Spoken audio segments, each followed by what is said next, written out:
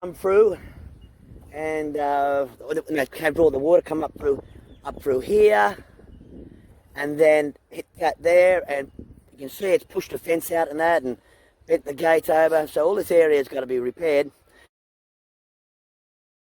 What I'm gonna do now is I'm gonna clean out all the rubbish. I've been cleaning it out already, and I realised I better bring you along for the exploit.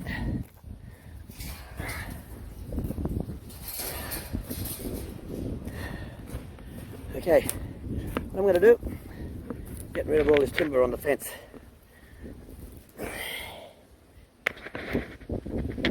Okay.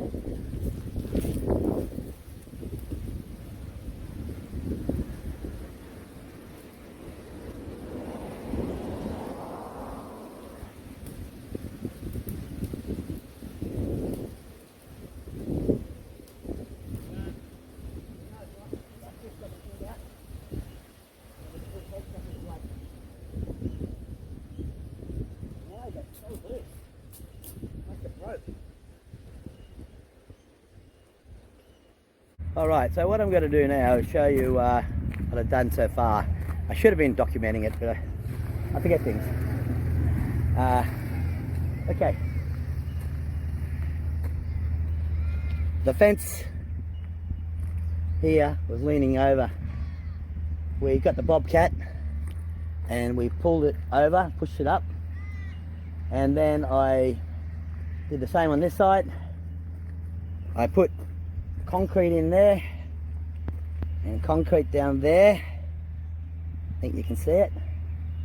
Before I did, I put this on here. It's used for pulling up fences, barbed wire fences. It's got a ratchet there, and I just pulled it all into place.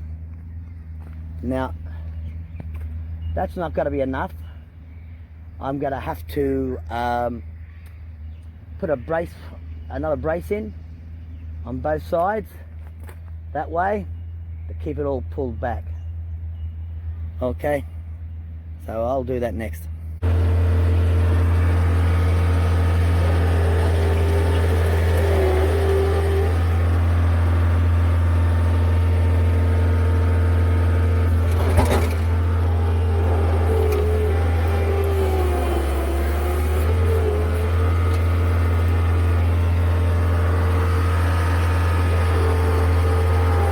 Trying to drive and hold the phone at the same time. A little tricky. I've got to get it set up so I don't have to.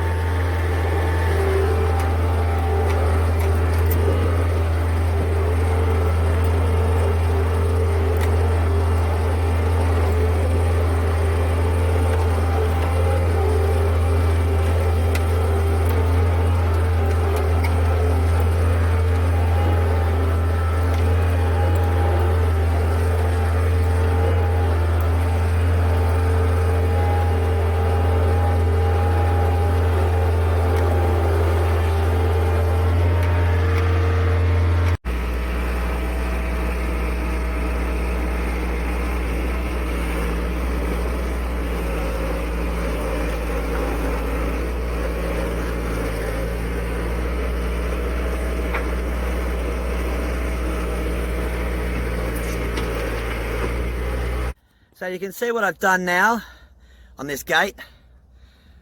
You can see the puller on there. I put cement around there, as you know, all letting it all go hard. This morning I got that rotor mill. In other words, it's from the road, asphalt off the road, hot bitumen, whatever you want to call it, and it's been ground up with a grinder, which was thrown in the back of a truck.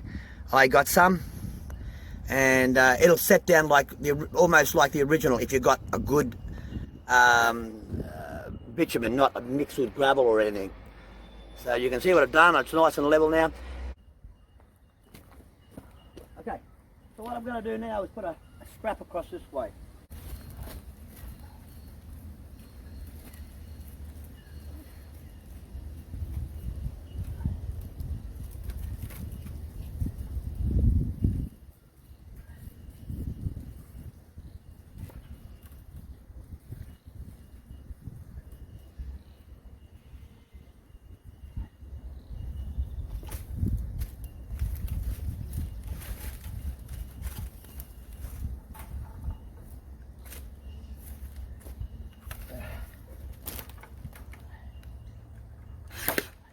That's just to stop it sliding too far.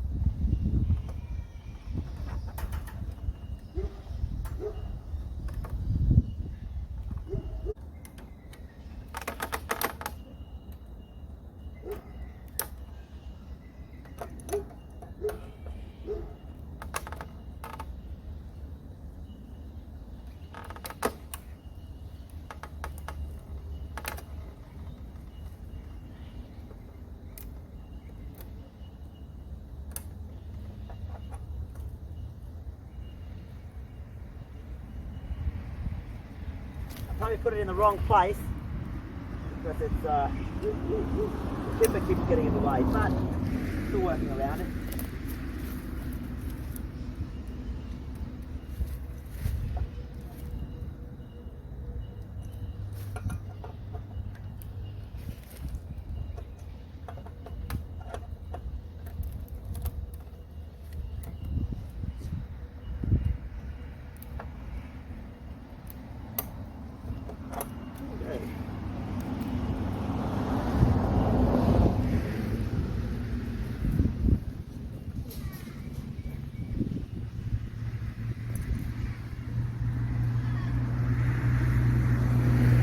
That one's done.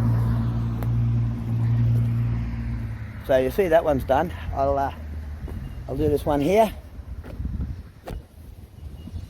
It's not that hard. Not very hard at all.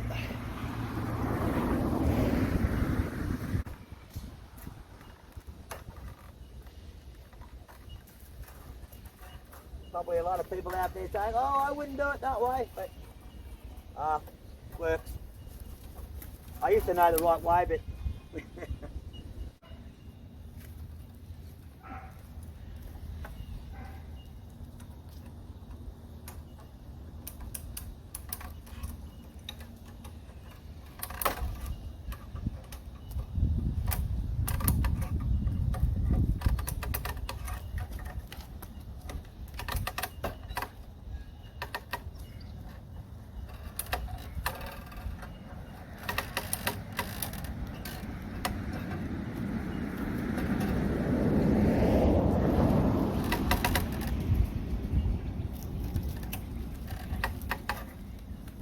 okay.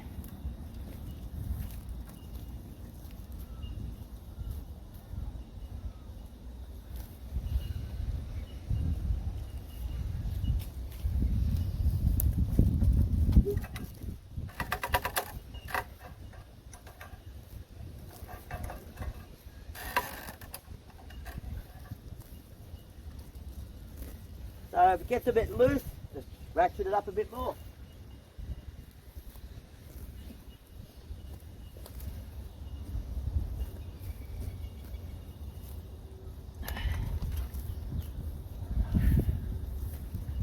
So that should keep the little devils in. There's a goat chewing around the base of your legs.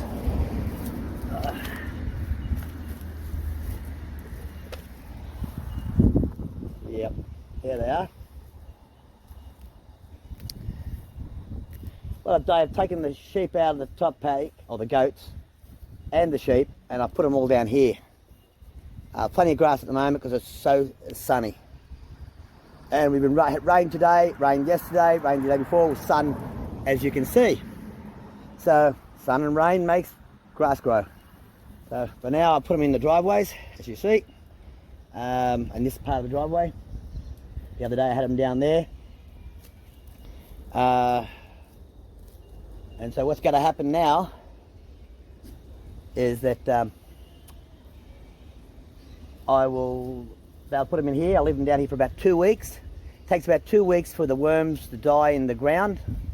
See, what happens is I don't know if I've said this before, but all animals get worms, even people.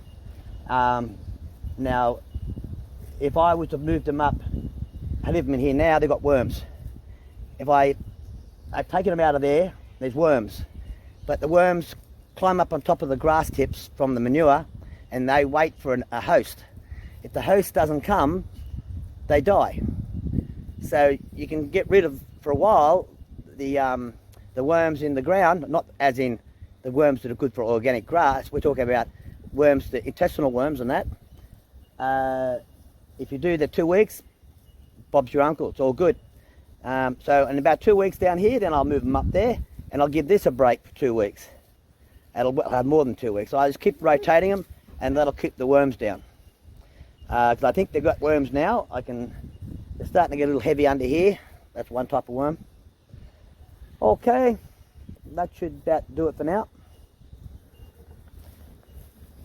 I just got to do a bit more fencing. What we got, just got along the fence, sorted it all out.